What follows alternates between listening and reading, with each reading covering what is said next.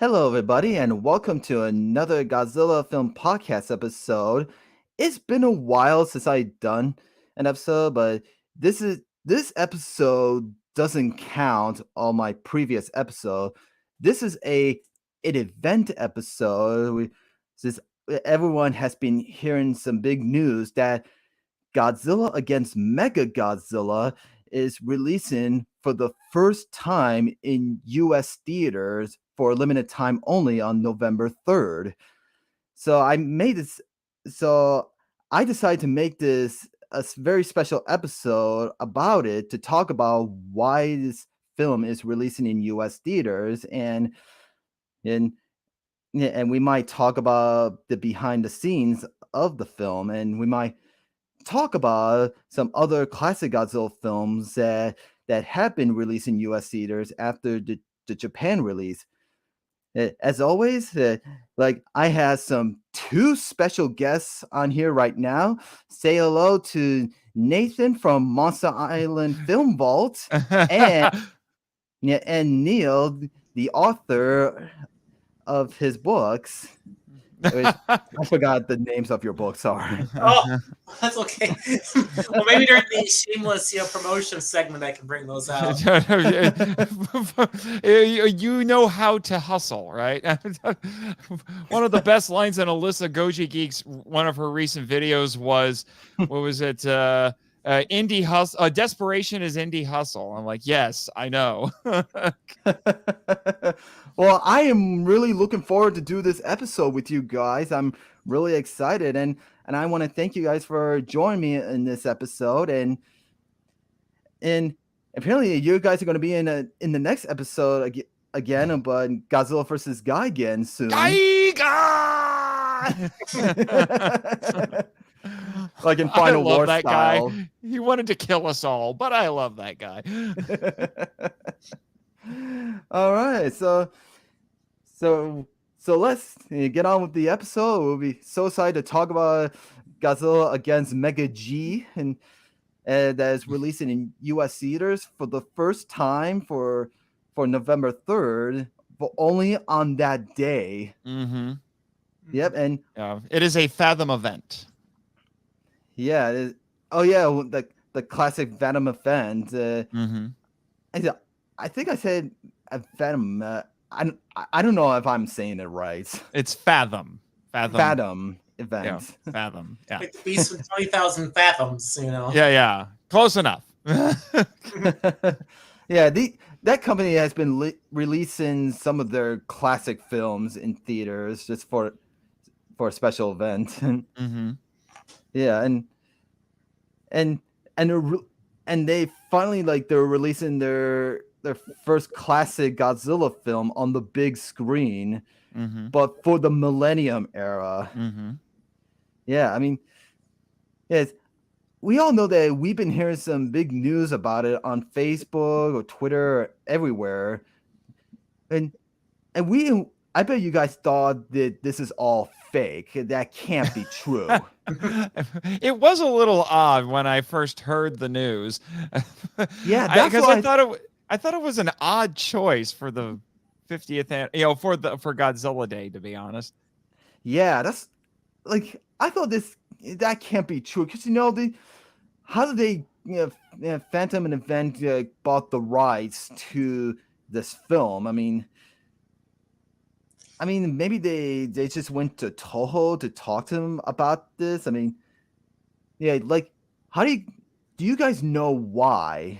I mean, it's okay if you don't know. I mean, no, I have no idea what their decision-making process was. I'm not exactly sure either. I'm actually pulling up the page here because I've heard that there is going to be quote unquote extra footage and a special announcement along with this screening. So they're probably going to announce, what they're going to be doing because they've been rumors floating around on the internet. That actually, it says that right here on the Fathom event page. This limited time screening will feature content never before seen on the big screen, direct from Japan, along with an exclusive special message for the fans from Toho's chief Godzilla officer in Tokyo. Dang. Interesting. I have theories as to what that is, but but I'm not entirely sure. Well, regardless of why they chose it, one thing I strongly urge anyone who's watching this video, go see the movie, because the more people go see this movie, it's probably going to have a big, probably has some kind of impact between like Toho and U.S. distributors. They're like, should we bring like these new movies? They're supposedly, I guess it's a fact they are making some more Godzilla movies and kaiju movies over there at Toho. I suppose they got this one out there, and probably it's sort of like testing the waters and see whether or not people will show up. And I'm sure U.S. distributors are also watching this too, to find out, okay, do we want to bring these movies over or not? If people don't show up for this one, that could, get people kind of get Toho and then the Hollywood maybe cold feet on bringing any more of their movies over. So potentially. Yeah. So that's why I think it's just, regardless of what Godzilla movie they chose, just go see it. It's just that simple. I mean, this could be Godzilla's Revenge and I still go see it. That movie is not as bad as people say it is. I agree with you, but that's kind of like the go-to now. Used to be Godzilla versus Megalon was the one that everyone hated back in the '90s. Now it's Godzilla's Revenge. I guess it's Ichiro's turn to over to Jaguar to take the kick in the head. I guess I don't know. I mean, Godzilla's Revenge. I mean, some fans said this is the worst one, but sometimes it's not as bad as we thought it was. And I'm friends with Jet Jaguar. Do not besmirch him. And we have a guest on here, and it's my kaiju brother, Goji Fan 98. How you going, kaiju brother? And I'm planning to go see Godzilla against Mechagodzilla in theaters with my uncle, and also for November 3rd is going to be Godzilla's 68th anniversary. Yep, it's true, and in 2 more years, it'll be Godzilla's 70th anniversary. Which is weird to think about. I remember it was its 40th, and that was kind of a big deal. Like, wow, Godzilla's 40, and now, where did the time go? I mean, you remember that, Neil? You're old. Yeah, I'm old. And I give some many thoughts about why this film is releasing in the U.S. I mean, my thought. We all know this film came out in 2002. That's like 20 years ago. I think I know the reason why, because this year is Godzilla against Mechagodzilla is his 20th anniversary year, and because it's been 20 years since that movie was released in Japan, but it never went to direct to U.S. until 2004 when they released it on DVD from TriStar. Oh, you got the DVD? Yeah, I got a little display over here. Yeah, I've got the. I have the Blu-ray personally. What's that? I said I have the Blu-ray personally. Also, Brendan, you're getting spammed by a bot, and it looks really licentious. I'm just saying. Oh God, I'm just. How do you tell? Neil, if you click on the side where it says private chat or comments, and you switch to comments, you can see what the audience is saying, and he's getting hit by a bot. Oh. There you go. Yeah, that's better. There you go. Yeah, we don't need any of that crap in the chat tonight. We're keeping it wholesome.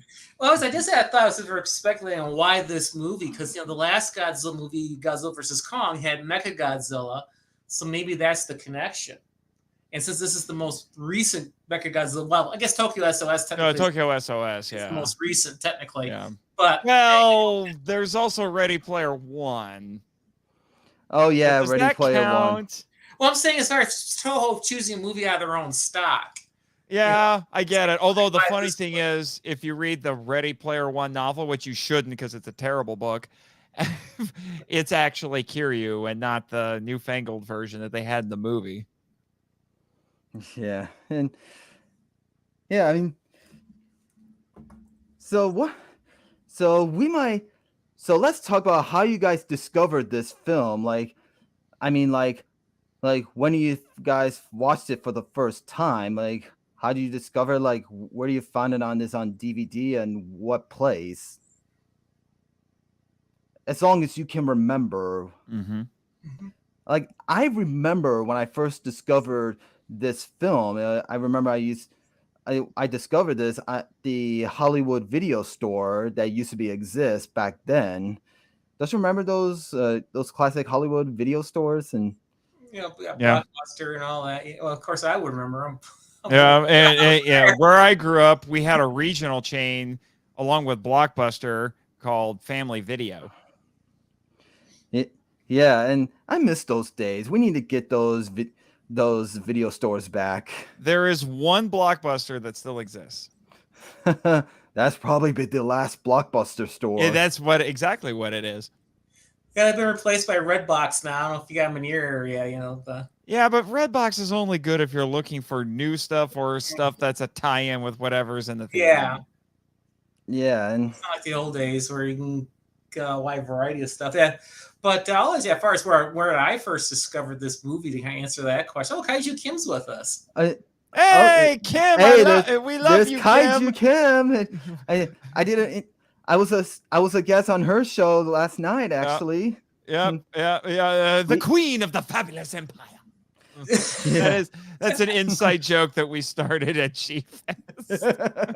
But no, Kim, I do remember Suncoast. That's where you would actually buy movies, not rent them. Oh my gosh, Michael is in the house. I wasn't sure he was going to make it. Hi, Michael. Hey.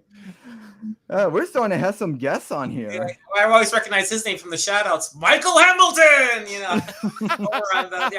Michael Hamilton! Actually, he doesn't get shout-outs anymore because he's no longer a patron. Aww. Curators looking at you. I'm starting to have some special guests on here. But you were saying, Neil? Okay, so yeah, you were asked like where did we discovered this movie? So, well, of course, being my first knowledge of the movie came from like G-Fan, and of course that also the internet, like the Monsters Rare website. So, the first place I saw it was in Tokyo, Japan. I was visiting Norman, England, and so when I visited him back in the day, he would rent like the latest kaiju movies, so I can see them, and so he rented, so that was like the most recent movie, Godzilla against Mechagodzilla, and then he also rented GMK. So I saw both of those over at his place. Yeah, Norman England. He was also in this very small cameo for 2 seconds in Godzilla Tokyo SOS in the beginning. I hope I can backstory about that, because originally that was not his line. There was another guy in there that actually had dialogue, but the guy, I guess they were having a lot of trouble with him to say the dialogue. And you only see him for a second. He kind of sitting like this. You see his profile, kind of like that. And so that was the guy who was supposed to say the line, but he was, as I said, the director was having a lot of difficulty with him. So they asked Norman to do the line. So he says, "Oh, okay, fine," So he did the cruise missile line. So originally he wouldn't even have a talking role. Yeah, I hope he'll be in one of my episodes someday in the future. I mean, hey, talk to Kim. She had him on her. She had him on her show. Yeah, they're promoting his new book. Well, actually, I guess it's not new. It's been out for a year now. Behind the Kaiju Curtain. Mm-hmm. I actually had one of his books. Mm-hmm. Yeah, and it's right over there. And I'm too lazy to get up and get it. No, it's all right, man. I think I actually first heard about this movie reading G-Fan. Mm-hmm. As for the first time I saw it, it was when it was released on DVD stateside. Did I get it? I think I got it in one of those multi-packs of Godzilla films for the 50th anniversary that were getting released by Sony. And then later I upgraded it to Blu-ray. But I can tell you that I had a very strong reaction to it the first time. Although I admit that might have been colored a little bit by the G-Fan review that I read. Oh, yeah. So Sony used to own the rights to some of these Godzilla films. Mm-hmm. But those are slowly expiring now. Well, what do you mean by strong reaction? You saying you didn't like it, or? I was really underwhelmed by it, and I thought that the idea of Mechagodzilla going berserk was such a great idea, and then I felt like it was wasted because he just runs out of power in 5 minutes, and then it never happens again. Yeah, yeah, that's what's happened in the film. And I remember like after I discovered this film, I actually rented two Godzilla films when I was a kid. While I was rented this film, I actually have another Godzilla film with me. It's like GMK. So I rented two Godzilla films, and I actually watched Godzilla against Mechagodzilla first 2 times actually. I as far as I remember when I was a kid, and then and then the next morning I watched it the second time, and then after I watched GMK. Yeah, it actually, even though I was disappointed with that aspect of it, it inspired me to co-author a book where I did make that idea. I should have brought a copy of it with me to show you guys, but it's called Destroyer, that's the whole premise is a giant cyborg goes berserk and everyone has to deal with it. It's the Destroyer. It's similar. Yeah, and we all know in this film that after Godzilla's war that wakes up the soul of the original Godzilla, but that Mechagodzilla just goes on a rampage, and this is kind of like the original Godzilla waking up, like it's like he's brought back to life, and that moment is just so awesome. And when I watched it, I mean, I know this is kind of like Godzilla versus Ghost Godzilla. I mean, yeah, actually, I was thinking about that. We all know this original idea was supposed to be for Godzilla versus Destroyer. You just can't not say it that way, right? What, say the Destroyer? The Destroyer. Yeah, thank you, James Rolfe. Like, oh yeah, the angry video game nerd. Yeah. Yeah, it was like, yeah, that's like, yeah, for the original idea for Godzilla versus Destroyer, is that the spirit of the original Godzilla supposed to be in this film, but they decided to just put that on the side. I mean, they kind of like brought this idea back, but for in this film, but with added the soul spirit to Mega G. Yeah, they had a lot of unused ideas in the 90s. Yeah. Oh, and Jedi God is on here, and how's it going, buddy? He was in one of my episodes, and you're like an all-star audience here, Godzilla against Mechagodzilla had paid trouble to Godzilla versus Ghost Godzilla idea to have original Godzilla fight against his successor, and that's true. And then okay, so what? Let's talk about let's talk about a little bit about the behind the scenes of this film. I mean, like this for the timeline for this film. I mean, we all know that some Godzilla timelines, like the Shona and Heisei era, always follow up to the original, and then, but for the we all know the Millennium era. It's just it doesn't. Like these are just sequels of the original, but it just ignored all the others. It's just different timelines. Yeah, kind of like for Godzilla 2000 versus Mechagodzilla, GMK, and of course the others. But they're never like a sequel to the others. They're just ignored. But it's just but the Millennium era. Sorry, my camera's just. But the Millennium era always follows the sequels to the other classic kaiju films, kind of like War of the Gargantulas, Mothra, Frankenstein versus Baragon, and all that kind. Yeah, because we all know after Godzilla attacks the main army tanks, and in the beginning with this beautiful lightning slashing his spines, I always like that scene. Mm-hmm. Like, Yeah. you were about to say I something? was just going to say, it's interesting that you bring up that this is not a sequel to any of the other Millennium movies, but it did spawn a sequel. This is the only one that got one Yeah. because Tokyo SOS was a continuation. Yeah, that's why they called that the Kiryu saga. Mm-hmm, yeah, or the Kiryu duology. But this was directed by a guy who did do a trilogy of sorts during the Millennium series, and that was Masaki Tezuka. He did Mechagodzilla, this, and Tokyo SOS, and you can tell they're all very similar in a lot of ways. Yeah, yeah, they all look similar, especially the Godzilla suit. Mm-hmm. I mean, yeah, this Godzilla suit in this film looks exactly like from the other two films, like the 2000 Mechagodzilla, and except they made it. Well, the fins are definitely the same, but the head is redesigned. Yeah, Mm-hmm. this is kind of like a from King Kong versus Godzilla style suit Mm-hmm. looking. Mm-hmm.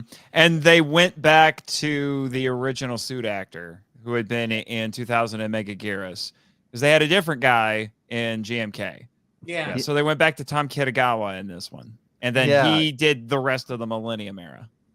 But there's also a thing that was similar too, is that between Mechagodzilla and this one is that the female protagonist was almost identical. Right. Well, their motivations are really different. Background. They both, have like a comrade in the military that was killed in the opening scene, and that has a big impact on their story. Yeah, but they're very different characters in that their motivations are vastly different. Where I can't remember her name, but the girl in Mechagodzilla was all about revenge. That was for you, Kim. And in this one, it's survivor's guilt. Yeah. Oh yeah, you talk about the main hero from Megaguirus, and yeah, but she actually made a song. She actually plays a nurse in a cameo in this film against Mechagodzilla, and there's some other cameos in this too, which we can talk about a little later if you want. Yeah, I know that Kumi Mizuno was in this film. She played one of my favorite characters in Ebra Horror of the Deep. Oh, Dayu. Yeah, Dio, excuse me. Yeah, she's my favorite. Yeah, and she does play the prime minister in this film, and she talks about the backstory about Godzilla, and they actually in that scene the Godzilla is hit by the oxygen destroyer. I mean, it's so weird that some fans thought this is like some very, very bad CGI there, but that's not true. It's actually another suit actor, and yeah, this is actually another suit. It was rebuilt, and yeah, I think like for a moment I thought it was just CGI, but it's not. I mean, I think they added some CGI effects to the suit while they're filming this. I mean, I don't know. I think it's the bubble effects as making the suit look a little bit of CGI. And that's another thing that connects us to Megaguirus is they go back to the 54 movie and kind of remake it with modern effects. Whereas in Mechagodzilla, they actually took the modern Godzilla suit and just recreated scenes from 54. Here, they recreate the dissolution, I guess you could say, the oxygen destroyer scene. Yeah, but in Mechagodzilla, that Godzilla was never hit by the oxygen destroyer. And next says I have a hard time saying these Japanese Michiru Oshima. Oshima. They brought back to compose this film of Godzilla against Mechagodzilla and Tomimi. Just call him Tom Kitagawa. Kitagawa and play as Godzilla in the original Godzilla 1954 in the flashback sequence. Yeah, Oshima's score in this is probably the best thing in the movie. Oh yeah, you mean the music director who directed for Megaguirus? Yeah, and she came to G-Fest a couple years ago. She's a wonderful woman. I never met her before, and I hope I get to meet her someday in the future. Oh, like I said, she's great, and she's also composed for some anime. So if anyone out there has seen Full Metal Alchemist, you've heard her music. She composed for Full Metal Alchemist. That's the next thing besides the trilogy of Godzilla films she did. That's what she's best known for. Yeah, and yeah, like her music score is just. I love her music score in Godzilla vs. Mechagodzilla. It's just so perfectly and kind of dark theme, kind of, and they actually brought her back in this film with the same theme, and when I remember when I first watched this, after I put it in, I thought I recognized the theme. I was like, is this a sequel to versus Mechagodzilla? But we all know Not that exactly. Yeah, but it's not. I mean, I was a kid back then when I first watched this film for the first time, and I always confused with Godzilla timelines because this is the beginning of my Godzilla fan community, and it's like for all the Godzilla films of different eras, I thought they're all direct sequels of every film from the original to Final War. But I was wrong. Oh, well. Well, back in my day, I didn't worry about continuity. I was so glad I got in my day. Yeah. But I finally learned something on my own. They're just different universe. Like, yeah, kind of like the multiverse from the Avengers. Yeah, I wasn't much of an Avengers fan. Yeah, well, now they popularized the multiverse. I remember when multiverse was just something that weirdos like us would talk about because we read comic books. Now suddenly everybody's talking about the multiverse. Yeah, I mean, they should make a multiverse film of the Godzilla MonsterVerse film. I don't. Well, only if they cross over with Pacific Rim, then I'm okay with it. Yeah, people just have the same thoughts about it. The fans. I mean, it's so. What I want to talk about more about these flashbacks. So after Godzilla is hit by the oxygen destroyer of his bones, and they actually show like a flashback of Mothra from the original film and War of the Gargantulas. I mean, those films they're like a direct sequel to this film, but many years later. And we know they brought Mothra back in Tokyo SOS. That is the same Mothra. And they finally killed her off in this film. They killed off the original Mothra. The fiends. Yeah. You dirty Ready Franks, what'd you do to her? You rats! You stinking rats! What did you do to her? Don't get my pseudo sister involved in that debate.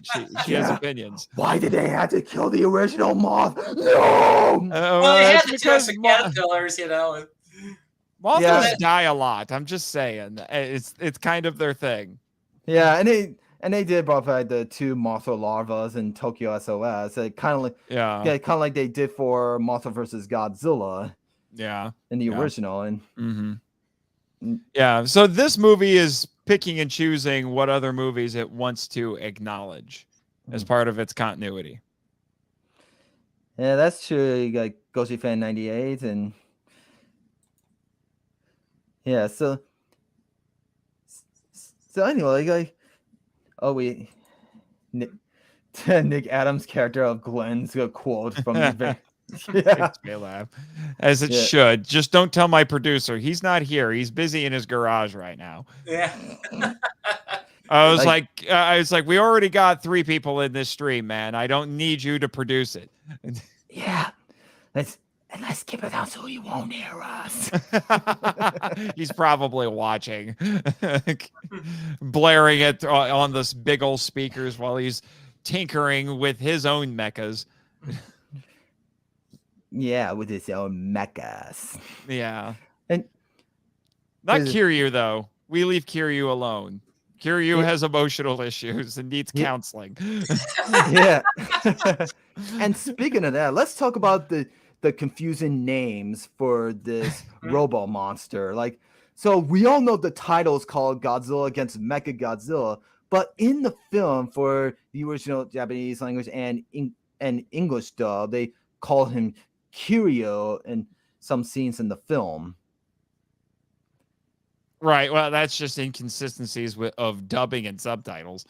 Yeah. Yeah. When I first watched this film, like, why they call him Kiryu? And I hope I'm saying it right. Yeah, Kiryu. You want to know why? Tell me, I can Nathan. tell you why. Because it comes from a pair of Japanese kanji that mean machine dragon or steel dragon. Yeah. It's basically they're just like, how can we give Mechagodzilla a name that it makes him sound a little cooler? Mm-hmm. Yeah, I mean, I bet the Toho company, or during making this film, they thought, why not just give Mechagodzilla a different name? We're tired of hearing the same name over and over from their previous films. Right. And the name Kiryu's been used other places besides this. Like, my thought, I know why they call it Kiryu, why they call the title Godzilla against Mechagodzilla, because we all know that Mechagodzilla was actually built from the original Godzilla's bones. Mm-hmm. Yeah, like, my thought is that after they build it from the bones, they just call him Kiryu. And like you already explained about it, but my thoughts about why they call him Kiryu is because it's like the spirit of Godzilla come to life. But except it's more mechanical. I mean, that's what my thoughts are about it. Right. And yeah, I guess that's what Nathan was saying. They just want to make this one more distinctive from the previous two. Because the first one was all robot, and the other one was more of a vehicle that people rode around inside of. And then now this one now is resurrected cyborg of the cyborg. I will say this is honestly probably my favorite Mechagodzilla design. I don't think I would say it's my favorite Mechagodzilla overall, but it's probably my favorite design. Oh man, you're making me jealous. I need a Kiryu figure. Yeah, but this one I got way back then. Make poor Nathan here jealous, you know. Yeah. Well, this is not. What are those Bandai's? What are those? Yeah. I mean, this one is not the SH Monster R's. I forgot which company this was made from. I mean, but I got this way back in. You know, like here's your latest acquisition, and then you also. I guess I did get Titano. Yeah. Thanks, Jay. Tokyo Toy Town. Like this one, I got way back in. I think it was 2010 or 11. I think. I think it was from 2010. I think. I mean, he is so awesome. I mean, I actually got this on eBay back in my days before we have Amazon. Well, the thing I like about Kiryu is that Kiryu is a nice kind of a mixture of the best design elements from both the Showa and the Heisei Mechagodzilla. Yeah. Because it has the sharp angles and such of the original Mechagodzilla, but it's got the big streamlined bulk to a certain extent of the Heisei Mechagodzilla, because Heisei Mechagodzilla looks like he's been popping iron with Arnold. Great Arnold Schwarzenegger impression. Yeah, like Arnold. Yeah, so you understand me. You understand me, Brandon. You are not a girly man. That's what you understand. Now go back to the chopper with you. You know. Get to the chopper. Yeah, get to the Kiryu. and then this Mechagodzilla looks even better than from the other classic Mecha G's, because I know the other Mecha G's, like the classic ones, the spines on their backs are just so short, and but this Mecha G, they made his spines even longer. They want to make it more like from the original. Yeah, sort of like that. And I actually had the other two Bandai figures right there, if you want me to pull them out. No, it's up to you, man. This is your show. Yeah, I guess, sure. If you want to make it, we're sitting there checking out toys, Yeah. Here's my Tokyo SOS version. I was gonna say someone loves him some Kiryu. Yeah, I actually have another version of him, except without the worn plates things. It's like these. Speaking of which, I mean, everyone wants to know these are like the coolest weapons they added to Mega G. They're like extra, and they're like extra fire gun weapons. They like attach to them, like kind of like in Godzilla versus Mechagodzilla 2, like with Garuda on the back. The Garuda, yeah. Yeah, Garuda. I like to say it that way. Like they attach Garuda to Mechagodzilla. That's why they call him Super Mechagodzilla. I think they just want it to do the same way from that film, but into this film, except they made weapons look even better. Oh, and they add some weapons to his arms with knives. Yeah. I mean, he's got a switchblade in one arm. That's kind of terrifying, actually. Yeah, and I knew. So actually, it just dawned on me. Could you say Kiryu is the Predator Mechagodzilla? Yeah. Continuing my the Schwarzenegger connections there. All we needed was for Godzilla to walk up to him and say, "You are one ugly mother." I mean, Mother trucker. Well, yeah, I can't finish it because we're on a family show. Yeah. This is one of my favorite MFIB or Monster Island Film Vault swear words is Mother Trucker. Mother Trucker. Mother Trucker's been around for a while. I actually stole it from a video game. There's actually a PS2 game called Big Fat Mother Truckers, and it's about and you literally, the characters you're playing as are literally rednecks driving semi trucks. That is from what I get. I've never played it. I just remember seeing it. Anyway, back on topic. Yeah. So another weapon I like to talk about is the freezing weapon. Absolute Zero Cannon. Yeah, that was an impressive piece of special effects. Because I just watched that movie on Saturday, and I thought, after 20 years, that still looks pretty cool. And they have that raid and freeze things, and now they have stuff kind of crumble in little bits of ice. Mm-hmm. So they kind of saved their money for that money shot there. Well, they used it a couple of times. Yeah. Can you imagine Can you imagine being one of the people who like lived or worked in one of those buildings that got hit by accident, and you're like, "Oh, I survived the monster attack last night, came home, and I don't have a home." Or I went to work. The poor janitor that had to work that night, Yeah. Or it's like I went to work this morning and work wasn't there, so it kind of melted away. Yeah, it just sort of melted away. So 3-day weekend. And that scene is not like the familiar scene too, and Godzilla step into someone's house in the beginning. It's like, "Oh, that's my house." I'm telling you, there are reasons why Japan has kaiju insurance. Yeah, and the guy from Godzilla 2000 makes a small cameo in the beginning. Yeah. I haven't watched this one in a while before I prepped for today's stream. And I'm like, "Oh yeah, that's the dad from 2000. I forgot he was in this." Godzilla versus Mothra back in '92. Yeah, and he was that salary man. Yeah, he was also in this small scene in versus the Destroyer. God help me if I ever have you on the Film Vault about that movie. It's like every other sentence is just going to be that. But don't worry, I won't be saying it that way again in one of your episodes. And so Godzilla fights the Destroyer. But I'm derailing the conversation. Yeah, but I want you to add me to Ebra Horde the Deep episode. I'm working on that. Yeah, because that one is totally one of my favorite ones of all time.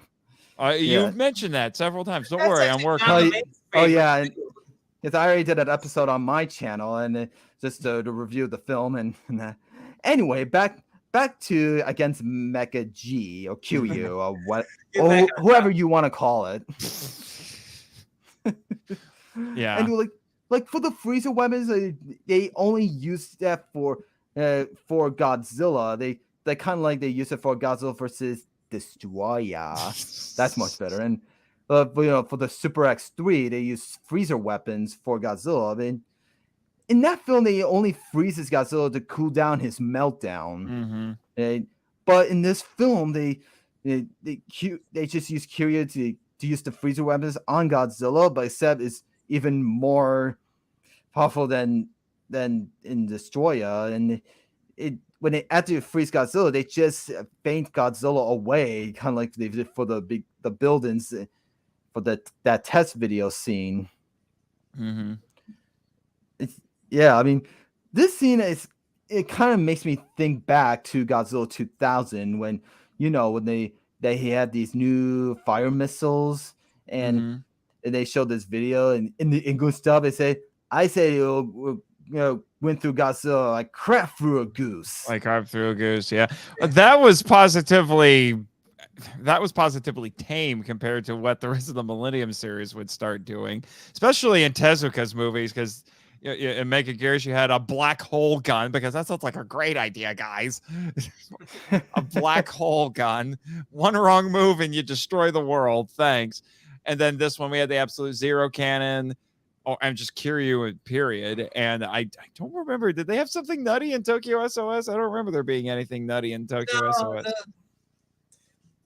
No, they didn't have. They just had like the same weapons from last time, but I don't think they even had the freezer. Because I guess they didn't. They replaced it with, I think, a giant maser cannon. Yeah. Because they decided, you know what, that didn't quite work, and yeah.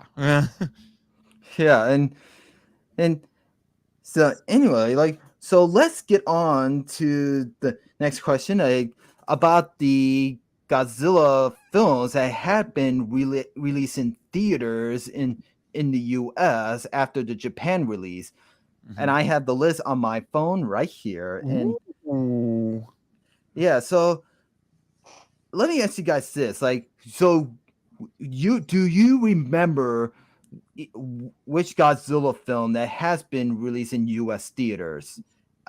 Trust me, I know some of them. Oh, okay. Well, someone did his homework. I like it. Yeah, that's what I did before the episode. I did some research and everything. Yeah, and that's the one. That's the one thing I hate about my podcast is doing research before you do the episodes. That's the whole. That's a trademark of my show. Yeah, it kind of gives me headaches a little bit. Godzilla 2000.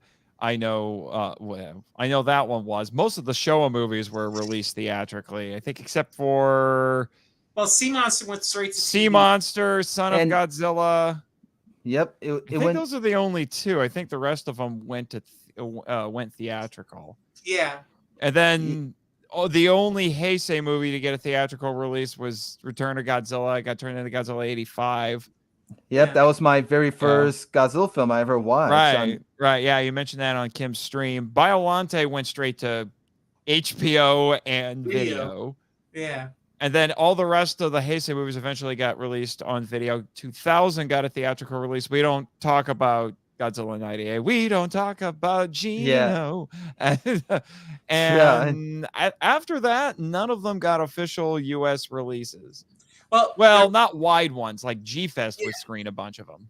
Yeah, and this one was actually premiered at the Egyptian Theater for the 50th anniversary. So there you go. It's like this movie is apparently the go-to for special anniversaries. Well, there was an off showing I was telling Brandon the other day about with GMK that actually showed up in the theater around 2002, 3, sometime around then in Milwaukee, Wisconsin, in this little independent theater. I was just having a look on their website. Sometimes they had some neat movies like 2001: A Space Odyssey. And then they said they were showing GMK.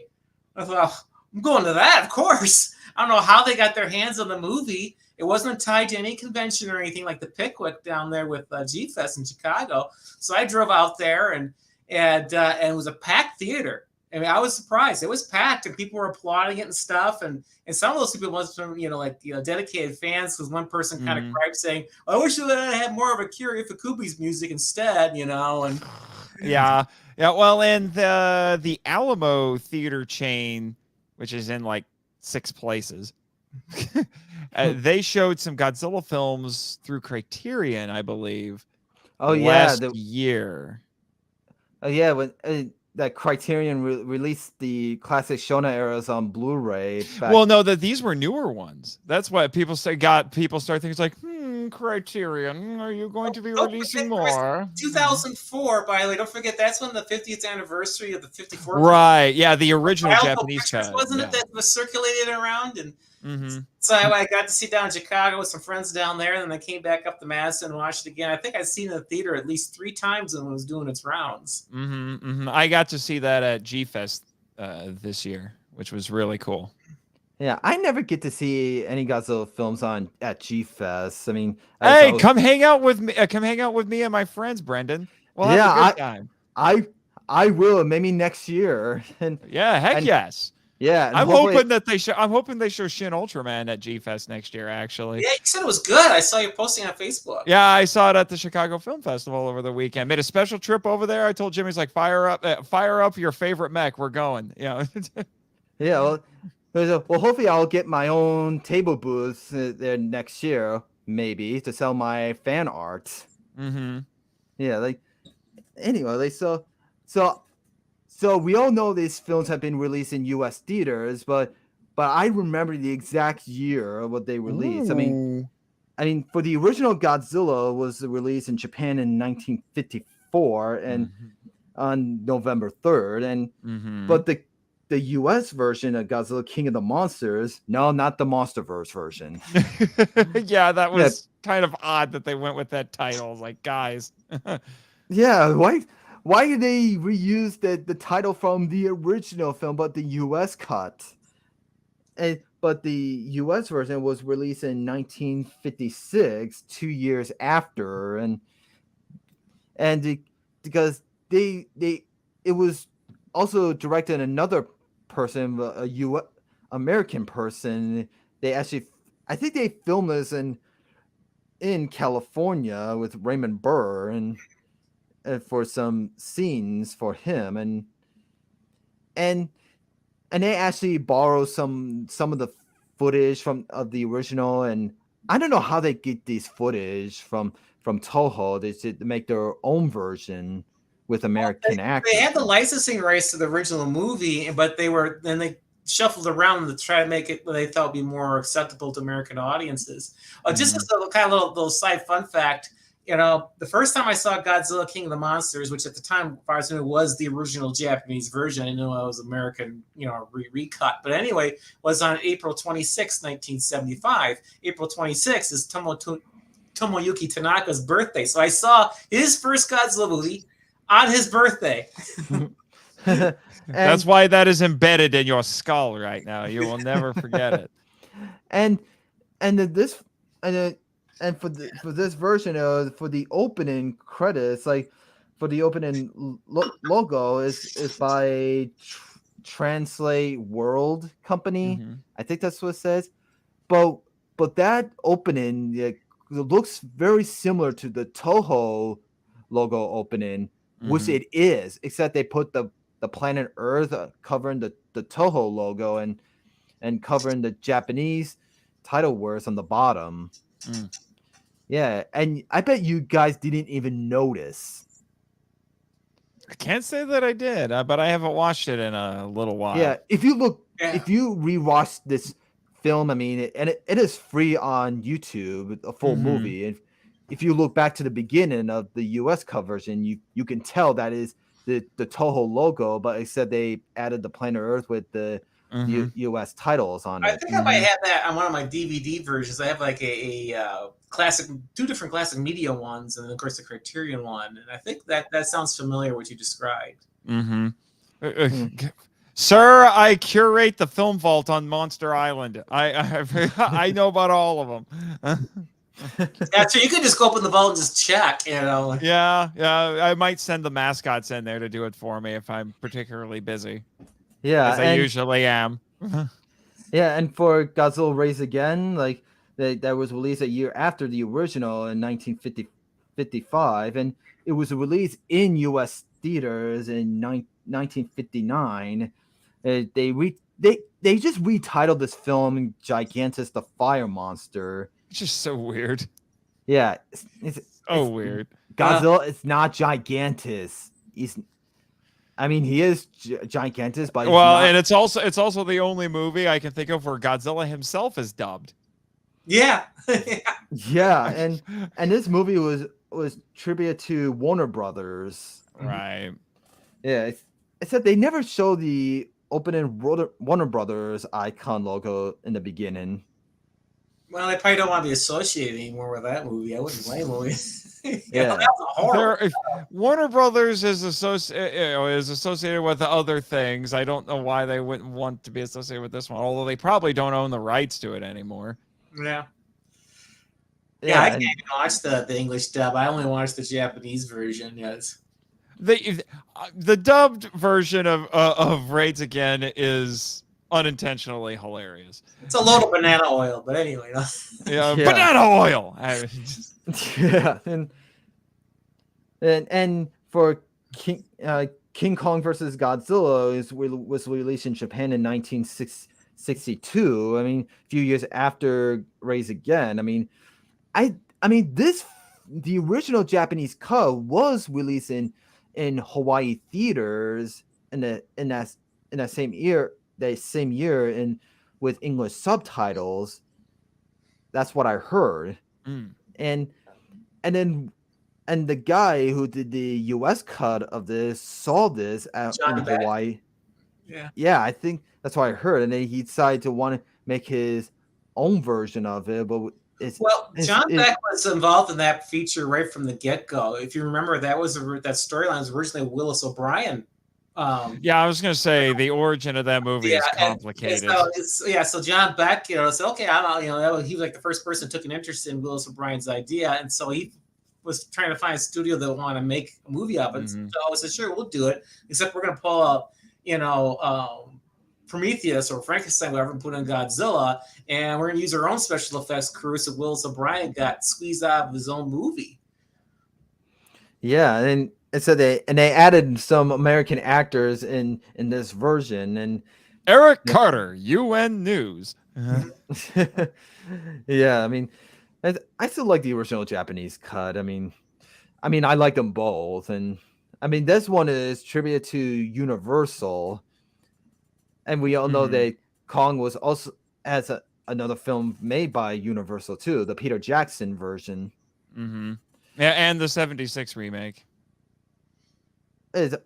Wait, I don't think that was made from Universal. I think that was made. I thought that was Universal. Wait, I thought it was made by Paramount. No, that Paramount wanted to make one, but Universal made that one. Yeah, they explained the original ride from that explains the ride, and Universal tried to sue Nintendo for Donkey Kong. That explained that Confrontation is a tribute to the 1976 version. Right. Mm-hmm. Yeah, I miss that ride so much. I remember I used to be a scaredy cat going on that ride. I'm so afraid. But yeah. So Big Jack's Films, if you're watching this part, and I bet you'll thank us for talking about this scene. I like Big Jack's Films. Like, I should have it in one of my episodes someday. And anyway, so the next Godzilla movie was released in theaters was Mothra versus Godzilla, but they released this movie in theaters in the U.S. in the same year, 1964, but they retitled it Godzilla versus the Thing. Mm-hmm. Yeah, I remember the first time I saw that title, I was thinking Godzilla versus the Thing, because I remember the Howard Hawks The Thing. I was like, how do you get those two in the same screen together? The little plant man versus this giant. Well, if it was John Carpenter's The Thing, we all need to run. Yeah, well, this is where John Carpenter came out with this movie when I first, saw that title. Right. And I had it, and then that movie was advertised supposed to be on TV Friday night at 10 p.m. I thought, I could probably find out what they did with The Thing, what exactly. I knew it couldn't possibly, like I said, it couldn't have been the Howard Hawks one. That been something else. And then by the time Of course, that was a whole story unto itself because that was back in the days where cable could be wiped out by a good thunderstorm. And of course, there was a thunderstorm coming. I thought, oh no, here's a big chance to find out what the thing was. Here comes this storm. Well, then the storm did blow away in time for the movie, but then they had the Wax Museum on instead. Mystery of the Wax Museum. I thought, what? I waited all week for this, and then they don't even have the right movie on. Yes, Neil, we know you're old. Some people get confused with these titles. I mean, I remember I owned the earlier Classic Media DVD release. It was called Godzilla versus Mothra. No, that was just its video title for years. Up until Classic Media actually released it as Mothra versus Godzilla. But I think the last major outlet to release the movie on physical media before Classic Media was Scimitar. Neil, you remember Scimitar? Mm-hmm. Yeah, they actually were cranking out some pretty high quality stuff for the time, and they still released it as Godzilla versus Mothra with really weird cover art. Mm-hmm. Yeah, and then this U.S. version was released was tribute to AIP, the same company who released the U.S. versions of the Gamera films. Mm-hmm. Except they keep retitling these Gamera films. That kind of bothers me. You could do a whole probably episode just talking about the alternate titles for all of these Godzilla films. Invasion of Astro Monster, I think, has 3 titles. In English, it's either Invasion of Astro Monster. This is just fresh in my mind because I just did an episode on it. That's the British title, but Toho has made it the official English title. I don't know why. And when it was released in the States, it was just Monster Zero. Then it was on video. It was Godzilla versus Monster Zero. I still think Monster Zero is a better title. Yeah, and for Godzilla versus the Thing, they added some extra scenes that was never added to the original Japanese cut, and the Patriot missiles. Yeah, the Frontier missile. Frontier, okay. Yeah. Sorry. Like they could be like deleted scenes for it, but they said they added these scenes for the US version. I'm surprised that the Japanese didn't keep it for their version because it was a well done scene. And plus it cost some money to make it, So I've heard some theories as to why it was made and all of that. One theory is that it was made just for the U.S. cut. Yeah. Just as a little bit of a favor to them. I've also heard that that's not true, that it was made and was meant to be in the original Japanese version. And it seems like the accepted theory now is Honda had it taken out because he was a little nervous about having as spectacular of a scene as it was, having a scene with the U.S. military firing on Japanese soil. He was nervous about it. I suppose if that is the accepted theory, I guess the logic behind it is because a lot of the people who lived through World War II were still alive. Right. Right. What's your next one, Brendan? So we already talked about Monster Zero, and for Ghidorah, the three-headed monster, it was also released in theaters a year after. It was released in 1965 in the U.S. And now it is the same title of the original Japanese, but the one thing there's a letter missing in the U.S. title. They're missing an O. Yeah. So it's Ghidorah. Hail Ghidorah! I still like that spelling better than with the O in it. The old one. Yeah, here's the thing. I read Dave Acallett's book on the Godzilla series, and he actually said, honestly, either title, either name is fine, because he says the Japanese will, and trust me, I know I work with Japanese people, they will just kind of cram everything together anyway, because Japanese, when spoken, is very phonetic. Yeah. Is that right? Yeah, phonetic, it's very fast. So they just kind of cram things together anyway. So they drop the vowel sounds out quite a bit. Right. Mm-hmm. Yeah, and for I know that Ebro Hordadiba and Son of Godzilla doesn't count for U.S. theaters. Yeah. They went directly to TV. And for Destroy All Monsters, it was released in U.S. theaters in 1969. a year after the Japanese release. It was tribute to AIP, the same company who did for we all know they did all the other ones, yeah. Yeah, and I also forgot to mention some of these Godzilla films were released in U.S. theaters. It was because of Henry Saperstein. Saperstein, yep. Yeah, he just loves Godzilla so much, and he I think wasn't he the executive producer for Invasion of Astro Monster? I don't know if producer's the right word, but financier though. Financier for sure, because that was a co-production. Bring over talent too from Hollywood. Nick Adams and Jimmy's man crush. Yeah, I know. Well, yeah. Then Russ Tamblyn, and then the we don't talk about Russ Tamblyn. The microphone stuck in her throat. I forgot her name now, but from Gargantua she was. Yeah. Oh, little miss. The words get stuck in my throat. Yeah. I forgot her name now, but yeah, like for that. I heard supposedly she was the girlfriend of Saperstein, or there's something that's why it's something wild like that. Yeah. Who knows if that's true or not? It could be one of those urban myths. Mm-hmm. Like the two different endings for King Kong versus Godzilla. Oh God! Don't get me started on the two endings. There are still people who believe that. It's like, no, why? Yeah. And also, speaking of that, speaking of two endings, there are we all know there are two English dub versions of every film from the Shona. Like for Destroy All Monsters, I didn't know there was another English dub version of it. It was owned by AIP, but some of the others, the cutscenes, they just have their own dubs. But for the rest of the Shona eras, they just had their international dub versions. Dubs, yeah. I like the Hong Kong dubs. Yeah, I like. Bad. I thought they were good. I like those. Better than the '60s Hong Kong dubs. It's. When was the last time you watched Megalon dubbed?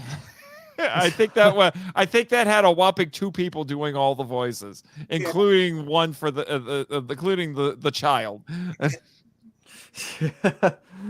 I like the international dub versions better. I mean, if they ever release some of the television or the U.S. dub versions of these films on Blu-ray someday in the future, which they would, of course, they wouldn't do that. And I hope they just release them on Blu-ray Booth Link someday on eBay. Hopefully, I'll get those someday.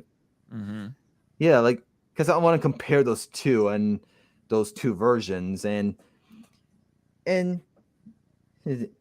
for the next Godzilla film was released in U.S. theaters, where some of them know that it is the worst Godzilla film ever, is Godzilla's Revenge. They are wrong, but yeah, I mean the movie's not as bad. I mean, come on, people, give Godzilla Revenge some respect. And yeah, and this one used to be my favorite back in the days when I was a kid. I used to watch this film all the time because of Milla. Yeah. Godzilla says I should learn to fight my own battles,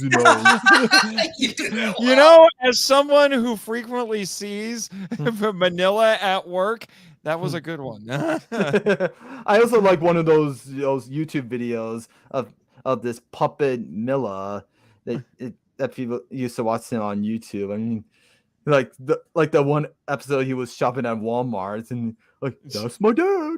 Yeah, you should hear Michael Hamilton. He does a pretty good Manila too. Godzilla says I should learn to fight my own battles. And that for the old Minya name, I know it's not the official name, but it sounds a lot better than Minila. Well, yeah. Or Minira, or whatever. I don't know how you're supposed. Well, it's basically Mini Godzilla, Mini. Yeah, exactly. Yeah, and they actually but the original title for the U.S. title, it was gonna call Minya the son of Godzilla, but they already know that they didn't notice that title was already used, so they retitled Godzilla's Revenge. Mm-hmm. And I still love the U.S. opening title music for it. The U.S. version's title music is weird. I know, but it's But still my favorite. but in its defense, the original title music's weird too. So And for the next Godzilla film that was also released in theaters by tribute to AIP speaking of weird, is Godzilla versus the Smog Monster. That's also released by AIP in 1972, a year after the Japan release. And Alyssa, if you're watching this part, and yes, and I'm looking forward to do the next episode and with you soon.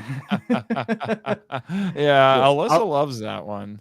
Yeah, and well, it's like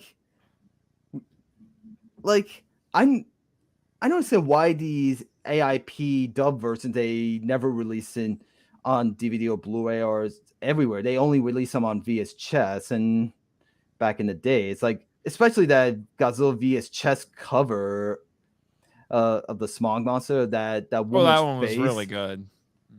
Yeah, I mean, especially that woman's face on the cover is just so freaky. It is. It is. That is actually one of the ones that I do want to track down. I want to track down that VHS and get it in the vault because I miss that dub because for nothing else, the English version of the song at the beginning. Save the Earth. Yeah, but it was originally called "Give Back the Sun" or "Return Give Back the the Sun." Yeah, in Japanese. People get confused with these titles. Yeah, I remember as a kid being confused because I was like, I found a new Godzilla film. I don't know which title is correct, and because there's just so many of them, it's made it almost feel like there are about twice as many Godzilla movies as there actually were. I mean, which it gets even nuttier once you get into the 70s. Then you had what? Mechagodzilla 74 had about 3 titles versus in English. Monster and it was Cosmic Monster most commonly. Mechagodzilla. And yeah, it was Cosmic Monster most commonly, and for a hot minute it was Bionic Monster, and then who was it? Somebody tried to sue somebody over it because we have the $6 million amount on TV. Yeah. You can't use it. Yeah, just call the monster by his name. The U.S. titles are the retitle ones, like these are the ones that kind of bothers me a little. These is because people get confused of these. I mean, just like if people see these titles like on a VHS cover or DVD, they get confused. Like, I've never seen this. I mean, yeah. Well, I mean, these aren't even the most egregious title changes, but like I still think Matango suffered the worst. Matango is a brilliant film. But when it was released in the U.S., they called it Attack of the Mushroom People. I'm like, that is so insulting because it's so much better than that. Like, it's like for War of the Gargantulas. I mean, wasn't there an original Japanese title for it? I forgot what it was called. I don't remember offhand. It's one of those long ones, Sanda, Gyla, Frankenstein's Monsters, something or other, Yeah, but we all know that Frankenstein versus Baragon was the U.S. title for Frankenstein Conquers the World. Frankenstein Conquers the World, yeah, which is very hyperbolic, but I kind of love it. And let me tell you guys a secret. I've never seen those 2 films before. Oh, yeah, I think you can stream more of the Gargantuas on HBO Max. I do have HBO Max. It's on HBO Max, and the DVD of Frankenstein Conquers the World is actually not as hard to come by as it used to be. You can find it. I think you can get it on Amazon for $30, which I think is a little steep, but compared to what I've seen that thing go for, but in the past when it was out of print, yeah. Singing in Nakwa and other concept artists has cemented their conceptive art for Kiryu. I mean,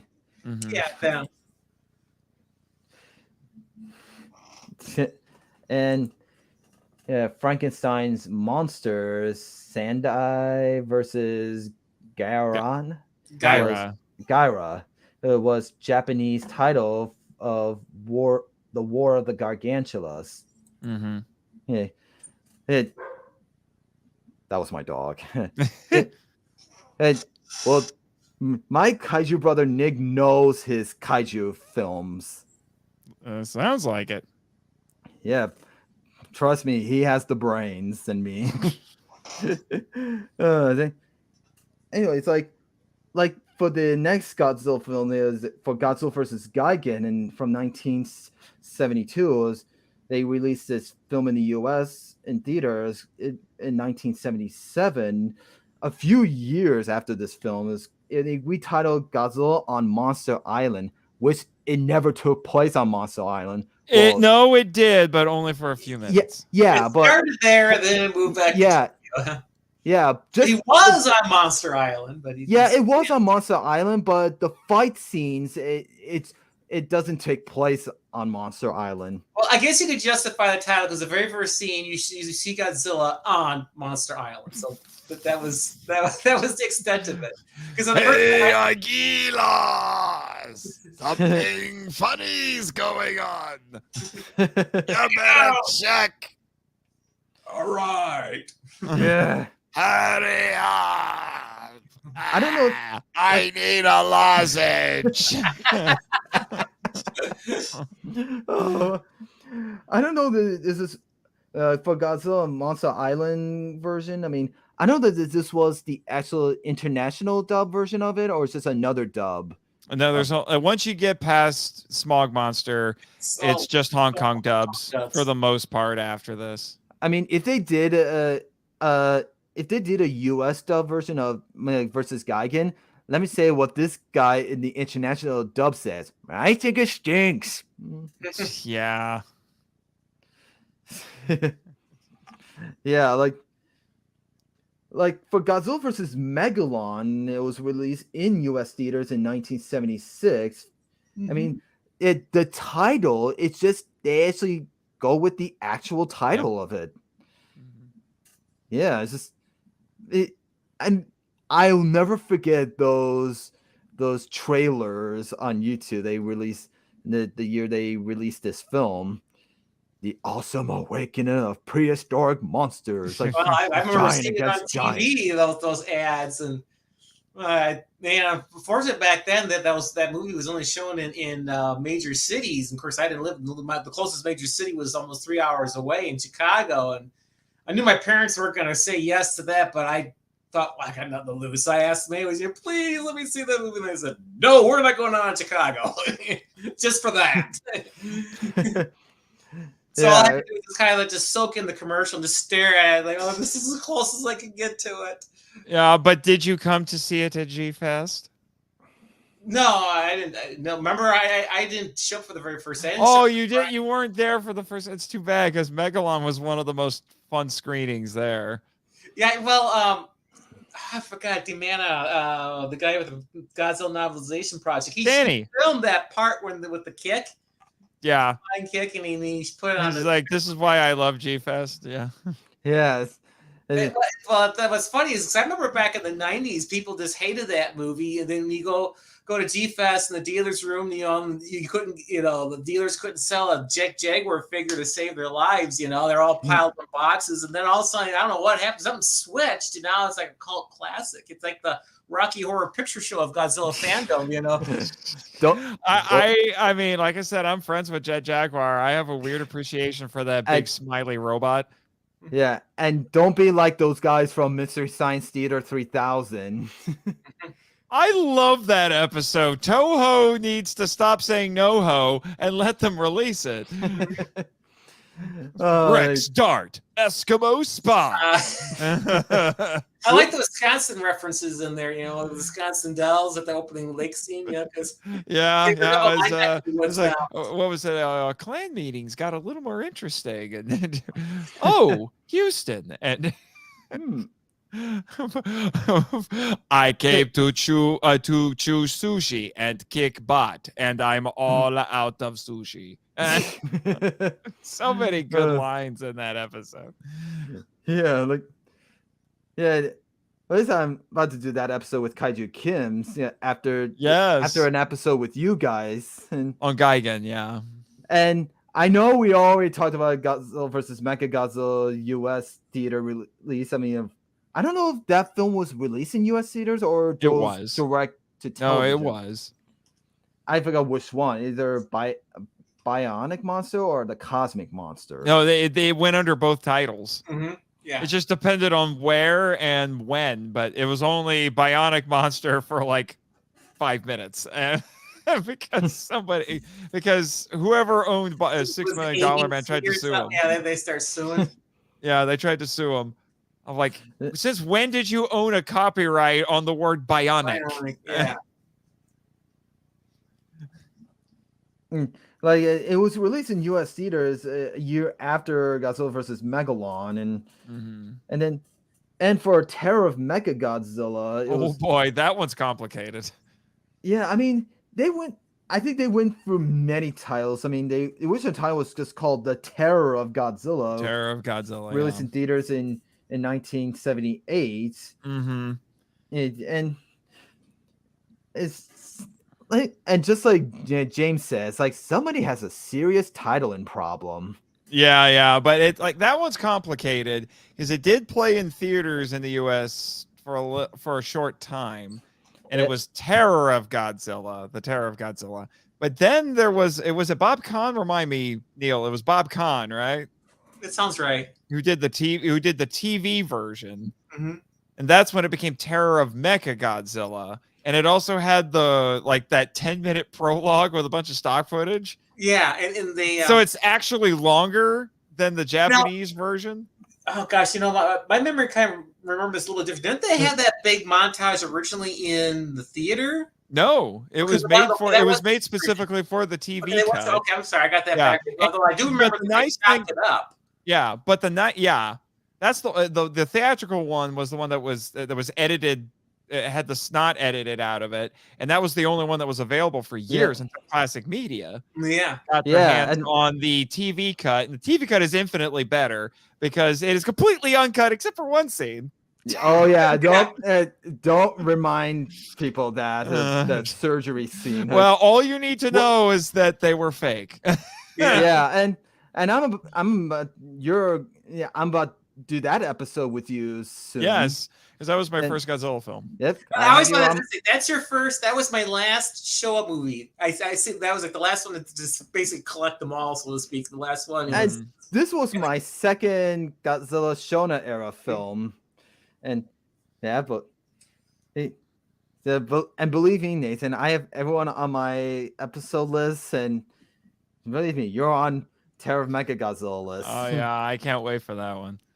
And let's for the Return of Godzilla from 1984, it was released in U.S. theaters in 1985. Go for the title Godzilla 1985.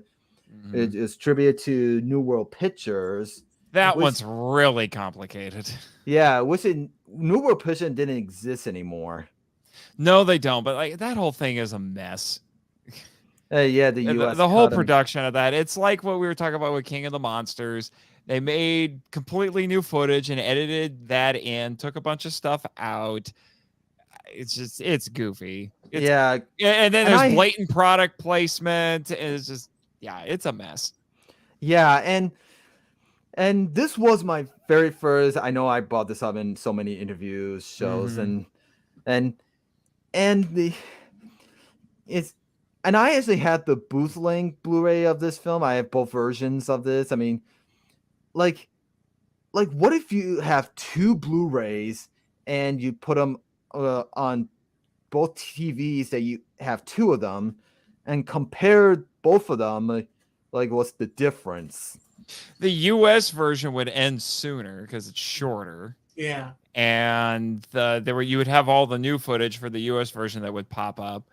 And there's also a few scenes that are, like I said, they're completely removed. One of the biggest things besides the new footage is they completely changed the Russians. Mm-hmm. The Soviets in the Japanese version set their missile off by accident after Godzilla attacks. Yeah, the guy in the U.S. version, it's re-edited to make it look what? because I said the guy that they Yeah. who was responsible for that rocket was trying to get into the control room to stop it, but then he ended up getting killed before that happened. Right. But in the they added that hand that was rising up Right.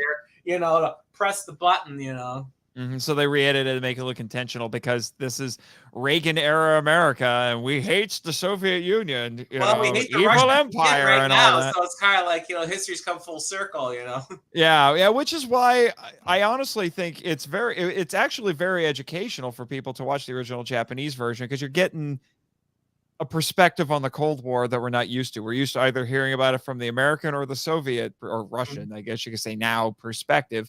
This is Japan, who's caught in the middle between both of these superpowers. And you know what? We like the Americans. We don't really like the Soviets, but we don't think the Soviets are going to be that crazy. They're a little more they're much more pragmatic in the Japanese version. Yeah, and thanks to Kraken Release, that released this film on Blu-ray, and first time the Japanese version was made available legally. Yeah, with the international dub. And it was actually #1 on Amazon right when it came out for about a week, I think. Wow. It was #1 in the foreign films section, I think. Yeah. And at last is the last Godzilla film that is released in theaters, tribute by TriStar, is Godzilla 2000. Yeah, it's a release in the year 2000, a year after it was Japan released, 1999. And yeah, I mean, they did some lots of editors of this film when they were in the U.S. version. I mean, like for Godzilla's war, some of his war came from Zilla, the 98 one, and I thought, like, when this film was released in theaters in the U.S., people thought it was a sequel to the 98 Godzilla, but it's not. That is so funny that there were people who got it confused. I think I heard that rumor, but I thought that was just a wild story. I didn't think that was true. And they added some music that was never in the original Japanese. Yeah, the J. Peter Robertson music. Yeah, his was actually better than the original. Yeah, I like some of this music scenes in the U.S. version, and thought it was so cool. And for Orga's War, the original Japanese was they have stock war from Cretaceous King Ghidorah from Rebirth of Mothra 3, but in the U.S. version, his war is, I don't know how to describe his war in the U.S. version. It's deeper. It's got a little bit more bass to it. Yeah. I like the one I like the U.S. version better. Yeah, the pacing's a lot better, and the music is a lot better. Some of the George C. Scott lines they try to shoehorn in there didn't work, and the Great Caesar's ghost comment, and Michael Schlesinger shouldn't really try comedy. He should just done a straight movie with him. But oh well. But other than that, yeah, I saw that one. Gott in Himmel. Yeah, that too. But aside from those silly little lines, he thought they were funny. I didn't think they were funny. I thought they were distracting. I mean, I saw that one in the theater 5 times. The only reason why I saw it 5 times because it was in the theater for only 3 weeks. But I loved it. I thought that was a breath of fresh air from the Heisei series, because the Heisei series almost had kind of the like whatever when they want to introduce a subplot, they introduce a new character, and then by the end of the movie, you got this whole stockpile of characters with nothing to do, so they just kind of gather around a screen and watch the battles like they're watching the movie with us. And here you had a lot more of a streamlined cast, and you had a lot more emotional connection with the characters because they had a little development going on between the reporter and the dad and the daughter and all that, because at first they were all kind of odds, and then later on they were, the reporter kind of found a way kind of, meld with, bond with them. Yeah, I like. And of course, you always got Katagiri going, Godzilla! And people always Katagiri! Oh yeah, Katagiri! And then of course, there's a little Godzilla in all of us, And... Yeah, and sadly, I never watched any of those films in U.S. theaters. But my very first Godzilla film I ever saw it in theaters, I thought I think I already brought this up before, is King Kong versus Godzilla, the Universal version at the Pickwick Theater and back in 2014. And but my very first new Toho Godzilla film was Shin Godzilla, that's released in the same year. But it's not a U.S. cut. They just released the original Japanese uncut version. And that did play in U.S. theaters for about 2 or 3 weeks. For a limited time. Yeah, 2 or 3 weeks. Yeah, it was some places had it for 3. Yeah, most places had it for 2. Yeah, my area had it for 3. It was slated for 1, and I was afraid I wasn't going to get a chance to see it. And but I managed to sneak in there before they pulled it out, and I was surprised at just how full the theater was. I mean, like, all the times I went to see Godzilla movies in the theater, except for that time in Milwaukee, there's usually like only a handful of folks. Like, for example, when I saw Godzilla 85, there was just like 2 people in front, me and my best friend, and 2 people behind me. That was it, in the whole theater. And now, when I saw Shin Godzilla, there was this young couple. I could tell they were dating, in front of me, and I was kind of joking. I said, "Oh, I bet they're going to go see Shin Godzilla," and thinking that no 20-somethings were going to do that. And guess what? That was the movie they went to see. It's like, oh my gosh, they are going to go see it. And people laugh with the humor and stuff. They really got into it, so they had a really good audience response for Shin Godzilla. I was really surprised. Like, wow, people finally turning, like giving these movies a chance. That's. Because things were way different when I was a kid. I was like the only Godzilla fan in 2nd grade, I remember seeing that movie in theaters in 2016. I thought it just added the English dub of it, but but they just had the Japanese language with English subtitles. And I remember that was my very first Toho Godzilla film I saw in theaters. Like, I'll never forget that moment. Like, I remember everyone's cheering for Godzilla appeared scenes. Like, the whole crowd. I mean, I kind of, after I saw it, I thought I really liked it so much. I finally got to see a classic Godzilla film on the big screen. For most of the scenes of this film, I mean, I think I fall asleep parts of the film. I think mostly for the human parts. Yeah, for the human scene it's kind of boring for me, and just the human scenes are much longer, and especially after Godzilla takes a very long nap, he freezes. And the second half of the first hour is actually very well paced, but after you get past that big battle with the army, the pacing kind of gets a little long in the tooth. So they kind of need to cut a few scenes out of there to pick it up, and get to the ending, because it does feel like you feel kind of trapped in front of your TV after a while.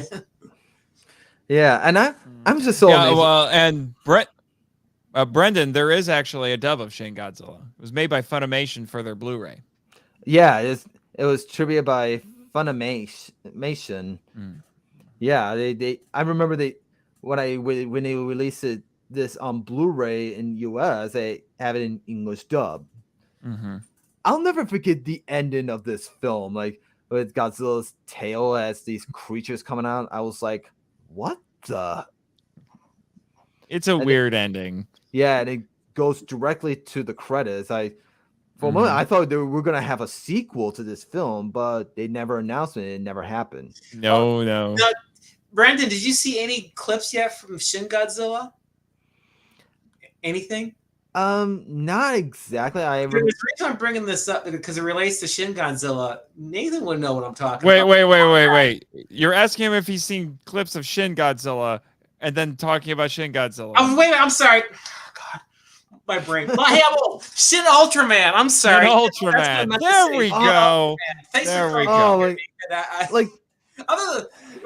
This is like a set for a Monty Python skit. Aside from that, he's perfect. Who's on first? Who's on second? I don't know who's on third. So anyway, Shin Ultraman. Have you seen any clips of it on YouTube or anything? The reason why I asked, because Gomez, you remember the original Gomez from Ultra Q was a repurposed Godzilla suit. Well, so they repurposed their Shin Godzilla design for Gomez, in Shin Ultraman. Mhm. Yeah, so just like the in the original show. Yeah, and You need to take care of your dog. yeah, you can hear him, right? I apologize for him. He Yeah, probably it's all right. he probably saw a squirrel outside, and and let me tell you guys a secret. I've never seen any other Ultraman series before in my whole life. I'm sorry. Yeah. I was gonna say sorry too. Well, the stuff's all over available on YouTube if you don't want to buy the DVDs, Yeah, I Or rather go to watch the Shout Factory TV or Tubi. Yeah, they're I all. rather watch the English dub on Heck, YouTube. you can go to the official Ultraman channel and watch the latest stuff. Mm-hmm. Well, wow. It's been an hour and 30 minutes already. Uh-huh. Wow. I mean, well, before we wrap this up, I mean, let's get back to Godzilla against Mechagodzilla. Like what? So we all know this is going to be released in theaters for a limited time only on November 3rd. So Godzilla Day only. yeah, I mean, for my question is, we all know that TriStar like on the rise to the Millennium era when they release them on Blu-ray and DVD. I mean, when you watch these films, they just show the international credits, like English credits. I mean, like for my guess, I mean, I thought is like I'm hoping they releasing this in the original Japanese uncut version. With the original Japanese opening credits, instead of the Sony TriStar Blu-ray International English credits opening. That's my guess. I mean, I hope they're just gonna. My guess is they're just gonna release this in original Japanese with English subtitles. I mean, what do you guys think of it? I would like them to put out the original Japanese credits. I'm actually trying to see if that's what they're doing. Trying to find the Fathom event listing. Keep talking, guys. I hope so too, because I'm starting to watch these Godzilla films in original Japanese with English subtitles now. I mean, because I'm giving these English dubs a rest. It just give the original a try. And yeah, I don't know. I haven't had much thought on that because my main thing is go to the theater, support this thing, so that way both film distributors here in the U.S. and Toho knows that there's an appetite for these kinds of films, and they'll keep producing them, and they'll send more of them over here and get more theatrical releases, and that's that. Like I said, something I'm going to keep on encouraging people to do. I've been posting all over social media. Go see this thing. I don't care if it's not your favorite Godzilla movie. Go see it. Well, here's something interesting for you. I found the official listing. I don't see anything about what language it's in, but I just found out that the runtime is 20 minutes longer. Oh, so do you think that might? I'm sorry, but do you think that might include like the special message? I think it's the runtime for everything. So the extra footage and the special message, but it's 20 minutes longer. Hour and 48 minutes. The original version is about an hour and 28, hour and 29. Yeah. Really short movie. Yeah, I mean, so you talk about they're releasing an extended version of this film that some scenes we never seen before in our whole lives. Mm-hmm. Well, I wonder if Tezuka got a chance to make up the thing he regretted. I saw an interview of him on YouTube, and one regret he had for this movie that he never filmed Yumiko Shaku in a bathing suit swimming past the camera. And so, I heard. That's because she was a model and she is quite fetching. So maybe she aged very well. Maybe he finally got that shot done and put it back in the movie. I'm not gonna complain. Wait a minute, are you talking about they added that actual scene in this? No, he never filmed it. He just regretted that he never did. Because he had this beautiful actress in his movie, and he never took advantage of it. Yeah, that she was a real life model. In real life, and so does the other actress from Tokyo SOS as the pilot. She was as well.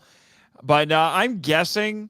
I'm not seeing anything that indicates what they're doing, but I'm going to take a wild guess and say that most likely, knowing Toho now, they're going to tell them to use the subtitled version and probably give them the original. Because for what I understand, that's basically what they tell G-Fest now. Like, they just tell them, it's like, use the subtitled versions for all of them. So, like, all the classic Godzilla films that were shown at G-Fest this year, all subtitled. Yeah, and hopefully if any company re-release those films on Blu-ray in a whole complete collection, kind of like they did for the Shona era films, like let's hope if they do that someday in the future, especially with against Mechagodzilla, they want it have two versions of it, the original theatrical and the extended version. Right. Now, here's something. Let's talk about this a little bit. This is just a suggestion, Brendan. So we know that there's going to be extra footage, and it says there's going to be an announcement. What do you think the announcement's going to be? Let's hear some fan theories. What's going to be the announcement? It's probably going to be their new Toho movies. That whole rumor about they're going to make new Godzilla movies and new Kaiju movies, and they're all going to be one interconnected universe. That's probably what they're going to announce. Well, there is supposed to be an announcement. I shared this once on my Facebook page. I don't know if I can find it anymore. Anyway, there's supposed to be an official announcement coming out anyway from Toho on November 3rd from the director of the current movie that they're making. Mm-hmm. Yeah, that's my theory. They're going to announce that they're actually making a new Godzilla film. Yeah, which circles back to why I say, man, you guys see this movie, because I'm sure that the U.S. distributors and Toho are just putting this movie out there to see, just kind of testing the waters and see whether or not there's an appetite for their movies. They know people will go see the legendary movies, not much as well as they want to go see their movies. And I would love for these things to get released, and so that's why go. Right, right. And I just hope it's not something, and I don't want to sound reductionist here, but I hope it's not something lame like Criterion is going to release the rest of them. Like, that's not what I want, guys. Well, I do, but I would rather have another. I'd rather have another Godzilla film. Like my guess is, I hope if Arrow Video Company will release the Heisei Godzilla films. I don't think that's going to happen. I think Criterion's going to do it.